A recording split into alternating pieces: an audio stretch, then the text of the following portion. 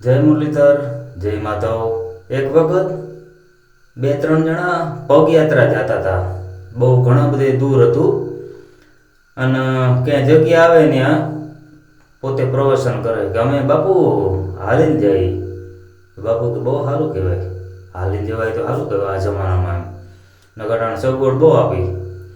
હા એ અમે તો હાલીને જઈએ. હા પછી આગળ જતા જતા પાછી એક જગ્યા આવી. બાપુ મગજના બહુ ડેન્જર હતા અને વાર બાપુ અમે કે હાલીને જઈએ. બાપુ કે અમે હાલીને આવ્યા, તમે સાંભળ્યા કે નહીં? તો કે હું સાંભળો. તમે કે મોટા ઘેર શોધીના થવો કે અટાણે આ જમાનામાં હાલીને જવાય કે ભગવાને એવી સુવિધા આપી અને તમે કે હું હાલીને જવાય, હાલીને ગયા હું કે એમાં કંઈ થઈ ગયું? તમે કે ઘેર શોધીના કેવા હોય કે અટાણે ભગવાને એવી સુવિધા આપી તો હાલીને જવાની શું જરૂર છે કે જાવ કે નીકળો.